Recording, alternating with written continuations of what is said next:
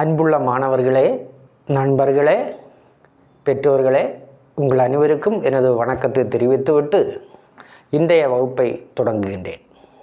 இன்றைய வகுப்பில் நான் உங்களுக்கு தெரிந்ததும் தெரியாததுமான சில விஷயங்களை சொல்லலாம் என்று நினைக்கின்றேன்.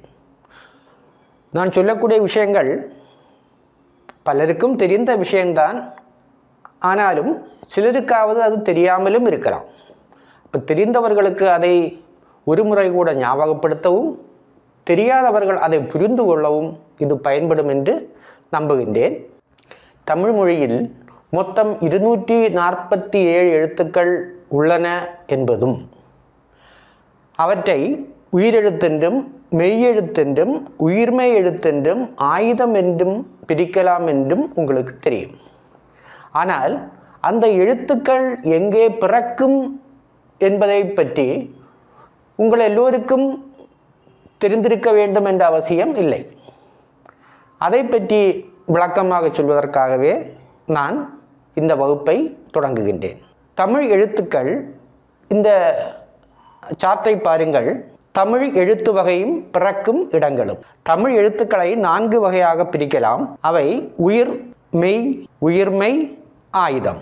உயிர் 12, மெய் 18, உயிர்மெய் 216, ஆயுத எழுத்து 1. இவை பிறக்கக்கூடிய இடம் எங்கிருந்து இவை பிறக்கின்றன என்று நாம் பார்த்தோமானால், உயிரெழுத்து 12ம் கழுத்தில் இருந்து பிறக்கின்றன. அதாவது உயிரெழுத்து 12 என்பது ஆ முதல் அவ் வரையிலும்.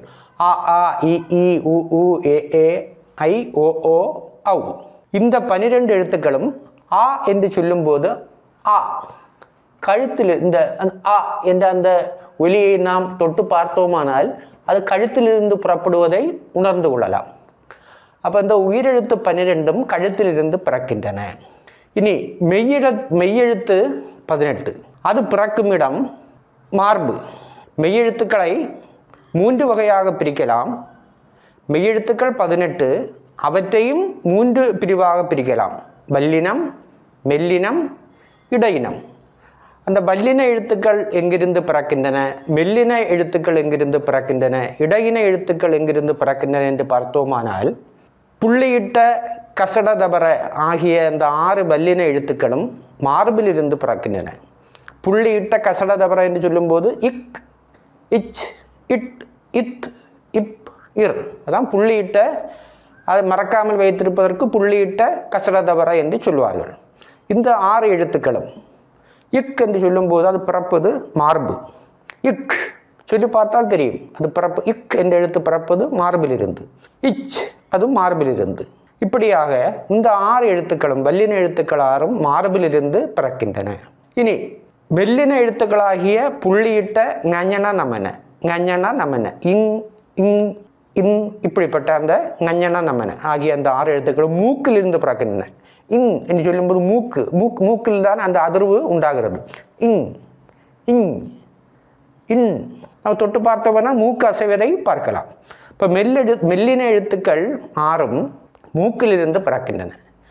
இனி இடையின எழுத்துக்களாகிய புள்ளியிட்ட எரல வழல, இ, இர், இல், இவ், இல், இல் ஆகிய அந்த 6 எழுத்துக்களும் கழுத்து, இ என்று, யாயில புள்ளி, இ என்று சொல்லும்போது கழுத்தில் அதிர்வு உண்டாகிறது. இ, இர், இல், இவ், இல், இல். அப்போ இந்த 6 இடையின எழுத்துக்களும் கழுத்தில் இருந்து பிறக்கின்றன. இப்போ மெய்யெழுத்துக்கள் 18, அவற்றை 3 வகையாக பிரிக்கலாம். வல்லினம், மெல்லினம், இடையினம்.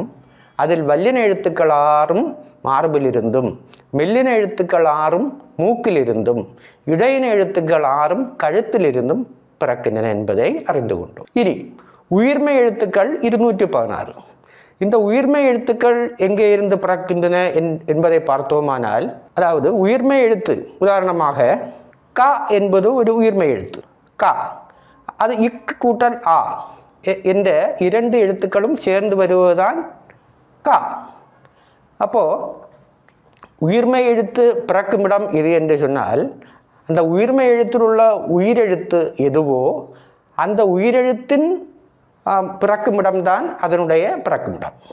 இப்போ உயிர்மெய் எழுத்துக்கள், அதாவது இக் கூட்டல் ஆ என்று சொல்லக்கூடிய நேரத்தில் இக் இக் என்பது கா, இக் அது வல்லின எழுத்து. அப்போ அதனுடைய பிறக்குமிடம் கா என்பதன் பிறக்குமிடம் மார்பு என்று நாம் எடுத்துக்கொள்ளலாம். அதுபோல தான் ஒவ்வொரு எழுத்தும். இனி ஆயுத எழுத்து அக், அக் அது பிறப்பது தலையில் இருந்து. அக் என்று சொல்லும்போது தலையில் தான் அதுவு உண்டாகிறது, அக். அப்போ ஆயுத எழுத்து பிறக்கும் இடம் தலை ஆகும். இப்படியாக தமிழில் உள்ள 247 எழுத்துக்களும் பிறக்கும் இடங்கள் பற்றி நாம் அறிந்து கொண்டோம். இது பலருக்கும் தெரியும் என்றாலும் சிலருக்காவது தெரியாமலும் இருக்கலாம். இப்போ தெரியாதவர்களுக்காகத்தான் நான் இதை சொல்லித் தருகிறேன். இனி உயிரெழுத்து வகை, மெய்யெழுத்து வகை, அது ஏற்கனவே ஓரளவுக்கு தான் சொல்லி இருந்தாலும் இனி அதை கொஞ்சம் கூட விளக்கமாக சொல்லுகின்றேன். உயிரெழுத்துக்கள் 12. அந்த 12 உயிரெழுத்துக்களை குரில், நெடில் என்று இரு வகையாக பிரிக்கலாம். அதாவது இந்த 12 உயிரெழுத்துக்களில் ஆ, இ, உ, ஏ, ஓ இந்த 5ம் குரில் எழுத்துக்கள். ஏன் குரில் எழுத்துக்கள் என்று பெயர் வந்தது என்றால் குறுகி ஒலிப்பவை குரில் எழுத்துக்கள். ஆ என்று சொல்லும்போது குறுகி ஒலிக்கிறது ஆ. ஆனால் ஆ என்று சொல்லும்போதோ அது நீண்டு ஒலிக்கும் ஆ. அதே மாதிரி ஈ என்று சொல்லும்போது அது குறுகி ஒலிக்கும், எனவே அது குரில் எழுத்து. ஈ என்று சொல்லும்போது நீண்டு ஒலிக்கிறது, அதனால் அது நெடில் எழுத்து. அப்போது ஆ, இ, உ, ஏ, ஓ ஆகிய 5 எழுத்துக்களும் குரில் எழுத்துக்களாகும். ஆ, இ, உ, ஏ, ஓ, ஐ, ஔ இந்த 7 எழுத்துக்களும் நெடில் எழுத்துக்கள் ஆகும். அப்போது இந்த ஆ, இ, உ, ஏ, ஓ அவை நீண்டு ஒலிப்பவை என்பது உங்களுக்கு தெரியும். ஆனால் ஐ, ஔ அந்த 2 எழுத்துக்களும் நாம் சொல்லும்போது ஐ என்று அவ்வளவு நீட்டி சொல்வதில்லை, ஔ சொல்லும்போதும் ஔ என்று நீட்டி சொல்வதில்லை. ஐ, ஔ ஓரளவுக்கு அது சாதாரண நெடில் எழுத்துக்களை விட குறுகித்தான் ஒலிக்கிறது. ஆனாலும் அந்த 2 எழுத்துக்களும் நெடில் எழுத்திலேயே சேரும். இப்படியாக குரில் எழுத்துக்கள் 5, நெடில் எழுத்துக்கள் 7 என்று நாம் அறிந்து கொள்ளலாம். இனி மெய்யெழுத்து வகை ஏற்கனவே சொன்னேன். வல்லினம், மெல்லினம், இடையினம். அதை மறக்காமல் இருப்பதற்காக பாட்டு போல இதை இப்படியே படித்து வைத்திருந்தால் போதும். புள்ளியிட்ட கசடதபர வல்லினம், புள்ளியிட்ட ஞஞன நமன மெல்லினம், புள்ளியிட்ட எரல வழல இடையினம். புள்ளியிட்ட கசடதபர வல்லினம், புள்ளியிட்ட ஞஞன நமன மெல்லினம், புள்ளியிட்ட எரல வழல இடையினம் என்று நாம் ஒரு பாட்டு மாதிரி படித்து வைத்தோமானால் ஒரு காலம் மறந்து போகாது. உயிரெழுத்து வகையும் மெய்யெழுத்து வகையும் ஆகும். இனி மாத்திரை என்றால் என்ன என்பது பற்றி அறிந்து கொள்வோம். நாம் சாதாரணமாக மாத்திரை என்று சொல்வது நாம் நோய் வரக்கூடிய நேரத்தில் சாப்பிடக்கூடிய மாத்திரை, அந்த மாத்திரை அல்ல. இலக்கணத்தில் மாத்திரை என்று ஒன்று உண்டு. அதாவது மாத்திரை என்பது எழுத்துக்களை உச்சரிக்கும் கால அளவே மாத்திரை ஆகும். ஒவ்வொரு எழுத்தை உச்சரிப்பதற்கு ஒரு கால அளவு உண்டு. அந்த கால அளவைத்தான் மாத்திரை என்று இலக்கணத்தில் சொல்வார்கள். அதாவது இயல்பாக கை நொடிக்கும் நேரம் அல்லது கண் இமைக்கும் நேரம் ஒரு மாத்திரை அளவாகும். ஒரு மனிதன் கை நொடிக்க ஆகக்கூடிய நேரம் இது ஒரு மாத்திரை. அல்லது மேல் இமை கீழிமையை தொட்டு கொண்டு போவதற்காகக்கூடிய நேரம் கண், இப்படி மேலிமை கீழிமையை தொட்டு கொண்டு போகக்கூடிய நேரம் அதான் ஒரு மாத்திரை. இயல்பாக கை நொடிக்கும் நேரம் அல்லது கண் இமைக்கும் நேரம் ஒரு மாத்திரை ஆகும். அப்போது எழுத்துக்களின் மாத்திரை அளவு பற்றி பார்ப்போம். ஒவ்வொரு எழுத்துக்கும் மாத்திரைகள் எவ்வளவு? அதாவது குரில் எழுத்துக்கு ஒரு மாத்திரை நேரம் போதும். குரில் எழுத்துக்களை உச்சரிப்பதற்கு ஒரு மாத்திரை நேரம் போகும். அதாவது இப்போ கா என்பது ஒரு குரில் எழுத்து, உயிர்மை எழுத்து மட்டுமல்ல, அது ஒரு குரில் எழுத்தும் கூட. அப்போது கா என்பதை உச்சரிப்பதற்கு கா ஒரு மாத்திரை நேரம் போதும். ஆனால் நெடிலெழுத்தாக அது மாறக்கூடிய நேரத்தை அதை மாறும்போது அதை உச்சரிப்பதற்கு 2 மாத்திரை அளவு நேரம் ஆகும். கா குரில் எழுத்துக்கு ஒரு மாத்திரை, நெடில் எழுத்துக்கு 2 மாத்திரை நேரம் ஆகும் ஒவ்வொரு எழுத்தையும் உச்சரிப்பதற்கு. அப்போ ஒவ்வொரு குரில் எழுத்தையும் உச்சரிப்பதற்கு ஒரு மாத்திரை நேரம் ஆகும். ஒவ்வொரு நெடில் எழுத்தையும் உச்சரிப்பதற்கு 2 மாத்திரை நேரம் ஆகும். அதே மாதிரி உயிரெழுத்தில் உள்ள அந்த குரல் நெடில் அதை நினைத்து பார்ப்போம். ஆ என்று சொல்வதற்கு 1 மாத்திரை அளவு நேரம், ஆ என்று சொல்வதற்கு 2 மாத்திரை நேரம், இ என்று சொல்வதற்கு 1 மாத்திரை நேரம், ஈ என்று சொல்வதற்கு 2 மாத்திரை நேரம். சரி, அடுத்தது குரல் நெடில் ஆயாச்சு. இனி அடுத்தது மெய்யெழுத்து ஆயுத எழுத்து, அதுக்கெல்லாம் எவ்வளவு நேரம் ஆகும் என்பதை பார்ப்போம் உச்சரிப்பதற்கு. அது மெய்யெழுத்து என்பது புள்ளியிட்ட எழுத்துக்கள். கா என்பது ஒரு உயிர்மை எழுத்து, குரில் உயிர்மை எழுத்து. ஆனால் அதில் ஒரு புள்ளி வைக்கக்கூடிய நேரத்தில் இக்கென்று மெய்யெழுத்தாக மாறுகிறது. அப்படி மெய்யெழுத்தாக மாறக்கூடிய நேரத்தில் அதுக்கு கா என்று சொல்வதற்கு 1 மாத்திரை அளவு நேரம் ஆகும். ஆனால் இக்கென்று சொல்வதற்கு அதில் பாதி நேரம்தான் ஆகும். இக் அதில் பாதி, ஒன்றில் பகுதி. கா என்று சொல்லக்கூடிய நேரம் ஆகாது. அது புள்ளி வைக்கக்கூடிய நேரத்தில் இக் உள்ளுக்குள்ளே அமுங்கி விடுகிறது. அதனால் அரை மாத்திரை போதும், அரை மாத்திரை நேரம். ஆயுத எழுத்து அக் என்று சொல்வதற்கும் அது 1 மாத்திரை நேரம் கூட ஆகாது. அக் உள்ளுக்குள்ளே அமுங்கி விடுகிறது. அப்போது ஆயுத எழுத்துக்கும் மெய் எழுத்துக்கும் அரை மாத்திரை அளவு ஆகும். இதுதான் மாத்திரைகளை பற்றி சொல்ல வேண்டிய காரியங்கள். அப்போ மாத்திரை என்பது எழுத்துக்களை உச்சரிக்கும் கால அளவாகும். இயல்பாக கை நொடிக்கும் நேரம் அல்லது கண் இமைக்கும் நேரம் 1 மாத்திரை ஆகும். குரலுக்கு 1 மாத்திரை அளவு, நெடிலுக்கு 2 மாத்திரை அளவு, மெய் ஆயுதம் ஆகியவற்றுக்கு அரை மாத்திரை நேரம் ஆகும். எதற்கு? அவற்றை உச்சரிப்பதற்கு. உச்சரிப்பதன் அடிப்படையிலேயே மாத்திரை நிர்ணயிக்கப்படுகிறது. இப்போ மாத்திரை என்பது ஒரு அளவு, அவ்வளவுதான். எழுத்துக்களை உச்சரிக்கும் ஒரு கால அளவு. இனி அடுத்ததாக நிறுத்தல் குறிகள். இந்த நிறுத்தல் குறிகள் அவற்றை எந்த இடத்தில் பயன்படுத்த வேண்டும் என்பது பலருக்கும் தெரியாது. அப்போது ஒவ்வொன்றையும் நாம் ஒவ்வொரு விதமான சந்தர்ப்பங்களில் பயன்படுத்த வேண்டும். உதாரணமாக முதலில் நிறுத்தல் குறிகள் என்றால் பங்க்சுவேஷன் மார்க்ஸ் என்று ஆங்கிலத்தில் சொல்வார்கள். நிறுத்தல் குறிகள் ஏராளம் உள்ளன. இங்கே பாருங்கள், பல வகையான நிறுத்தல் குறிகள். ஒன்று முற்றுப்புள்ளி.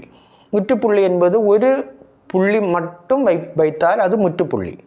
ஒரு வாக்கியம் முடியக்கூடிய நேரத்தில் இந்த முற்றுப்புள்ளியை வைப்பது வழக்கம். அப்படித்தான் வைக்க வேண்டும். ஒரு வாக்கியம் முடிகிறது, அடுத்த வாக்கியம் தொடங்கி அடுத்த வாக்கியம் முடியும் போது அந்த முற்றுப்புள்ளியை வைக்க வேண்டும். அது முற்றுப்புள்ளி எங்கே பயன்படுத்த வேண்டும் என்பது. அடுத்து முக்காற்புள்ளி. முக்காற்புள்ளி என்பது 2 குத்து, 2 புள்ளிகளை மேலும் கீழும் வைத்தால் அது முக்கால் புள்ளி ஆகும். முக்கால் புள்ளியை பயன்படுத்துவது அதுபோன்ற சந்தர்ப்பங்களில், அதாவது முற்றுப்பெறாத ஆனால் அதே சமயத்தில் ஓரளவு முற்றுப்பெற்ற வாக்கியங்களை எழுதக்கூடிய நேரத்தில் வாக்கியம் முடியும் போது அந்த முக்காற்புள்ளியை போட வேண்டும். இனி அரைப்புள்ளி என்பது செமிகாலன் என்று ஆங்கிலத்தில் சொல்வார்கள். அது ஒரு புள்ளியும் அது கீழே ஒரு கமாவும் வைப்பது, அதுதான் அரைப்புள்ளி. தொடர்ச்சியான ஒரு காரியத்தை சொல்லக்கூடிய நேரத்தில் இடி இடித்தது, மின்னல் அடித்தது, மழை பெய்தது என்று இப்படி சேர்த்து சொல்லக்கூடிய நேரத்தில் இடி இடித்தது ஒரு செமிகாலன் அரைப்புள்ளி, மின்னல் அடித்தது அரைப்புள்ளி, மழை பெய்தது அங்கே முற்றுப்புள்ளி. இப்படி ஒரு தொடர்ச்சியான ஒரு சம்பவத்தை சொல்லக்கூடிய நேரத்தில் பயன்படுத்துவது இந்த அரைப்புள்ளி. அடுத்தது கால்புள்ளி, கமா என்று சொல்வார்கள். அப்போ கால்புள்ளி என்பது உங்களுக்கு தெரியும். நான் கடையிலிருந்து ஆரஞ்சு, ஆப்பிள், நெல்லிக்காய், மாம்பழம் போன்றவற்றை வாங்கினேன் என்று எழுதும்போது அதில் ஒவ்வொரு பொருளுக்கும் பக்கத்தில் கமா போட்டு கால்புள்ளி போட்டு எழுதுவார்கள். அடுத்து வியப்புக்குறி, உங்களுக்கு தெரியும். எக்ஸ்க்ளமேஷன் என்று ஆங்கிலத்தில் சொல்வார்கள். வியப்பு, அப்படியா, ஐயோ, அந்தோ என்றெல்லாம் ஒரு வார்த்தை முடியக்கூடிய நேரத்தில் அந்த ஆச்சரியக்குறியை போடுவார்கள். இனி வினாக்குறி, கொஸ்டின் மார்க், அதுவும் உங்களுக்கு தெரியும். ஒரு கேள்வி கேட்கக்கூடிய நேரத்தில் அவன் வந்தானா, அவன் போனானா, அவன் எப்போது வருவான் என்றெல்லாம் கேட்கக்கூடிய நேரத்தில் பயன்படுத்துவது அந்த வினாக்குறி. இது அடைப்புக்குறி. முக்கியமான சில காரியங்களை பிராக்கெட்டில் போட்டு எழுதுவோம். அதாவது ஒரு ஆங்கில வார்த்தையை ஒரு தமிழ் வார்த்தைக்கு பக்கத்தில் ஆங்கில வார்த்தை எழுதும்போது பிராக்கெட்டு போட்டு அந்த அடைப்புக்குறிக்குள்ளே நாம் எழுதுவோம். அடுத்து ஒற்றை மேற்கோள் குறி. ஒற்றை மேற்கோள் குறி என்பது சிங்கிள் கொட்டேஷன் என்று ஆங்கிலத்தில் சொல்வார்கள். அது ஒரு பொன்மொழியோ அல்லது வேறு ஒரு முக்கியமான ஒரு விஷயத்தை அப்படி ஒற்றை மேற்கோள் குறியில் போட்டு எழுதுவார்கள். இனி இரட்டை மேற்கோள் குறி என்பது 2 கமா அப்படி வரக்கூடிய முறையில் அந்த பக்கமும் இந்த பக்கமும் போட்டு எழுதுவது. அது மிகவும் முக்கியத்துவம் வாய்ந்த ஒரு தொடரை எழுதக்கூடிய நேரத்தில் அல்லது ஒரு பொன்மொழி அல்லது ஒரு பழமொழியெல்லாம் எழுதக்கூடிய நேரத்தில் இந்த இரட்டை மேற்கோள் குறியை போட்டு எழுதுவார்கள். அப்போ இதை தவிர வேறு சில அடையாளங்களும் உண்டு.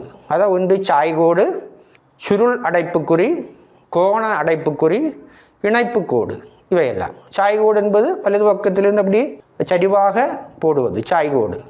இது அல்லது அது என்று சொல்லக்கூடிய முறையில் சில படிவங்களை பூர்த்தி செய்யக்கூடிய நேரத்தில் ஆண் பார் பெண் என்று போடுவார்கள். அப்போ அதற்கு பயன்படுத்துவது அந்த சாய்கோடு. சுருள் அடைப்புக்குறி என்பது இது சுருள் அடைப்புக்குறி இப்படி போடுவது. அதுவும் சில நேரங்களில் அது தேவைப்படும், அந்த இடங்களில் அதை போடுவார்கள். இனி கோண அடைப்புக்குறி என்பது இது கோண அடைப்பு இப்படி சரிவாக இப்படி போடுவது, அது கோண அடைப்புக்குறி. அதுவும் சில இடங்களில் சில சந்தர்ப்பங்களில் அதை பயன்படுத்த வேண்டியது வரும். இனி இணைப்புக்கோடு என்பது அதை ஆங்கிலத்தில் ஹைபன் என்று சொல்வார்கள். ஹைபன் எங்கே போட வேண்டும் என்பது உங்களுக்கு தெரியும். அப்படிப்பட்ட இடங்களில் அந்த ஹைபன் போட வேண்டும். ஒரு விஷயத்தை சொல்லி அதனோட தொடர்புடைய ஒரு விஷயத்தை சொல்லக்கூடிய நேரத்தில் அதனிடையே இந்த இரண்டுக்கும் இடையே இந்த ஹைபனை போடுவார்கள். அப்போது இந்த விஷயங்களெல்லாம் உங்களில் பலருக்கும் தெரியாமல் இருக்கலாம். அவர்களுக்காகவே நான் இதை சொல்லுகின்றேன். முற்றுப்புள்ளி, அரைப்புள்ளி, கற்புள்ளி எல்லாம் உங்களுக்கு தெரியும். ஆனால் மற்ற அடையாளங்களை பற்றி உங்களுக்கு தெரிவதற்கு வாய்ப்பில்லை. அது எல்லாவற்றை பற்றியும் நன்கு தெரிந்து கொள்ள வேண்டும், அவற்றை எந்த சந்தர்ப்பங்களில் பயன்படுத்த வேண்டும் என்பதை சொல்வதற்காகவே இந்த வகுப்பை நான் நடத்தியிருக்கின்றேன். தெரிந்தவர்களும் தெரியாதவர்களும் இதை ஒன்று ஞாபகப்படுத்தி கொள்ளவோ அல்லது அறிந்து கொள்ளவோ இந்த வகுப்பை பயன்படுத்தி கொள்ள வேண்டும் என்று வேண்டுகின்றேன். இந்த வகுப்பு உங்களுக்கு பிடித்திருந்தால் சப்ஸ்கிரைப் பண்ண வேண்டும், உங்கள் நண்பர்களுக்கு இதை ஷேர் பண்ண வேண்டும் என்று கேட்டுக்கொண்டு முடிக்கின்றேன். நன்றி, வணக்கம்.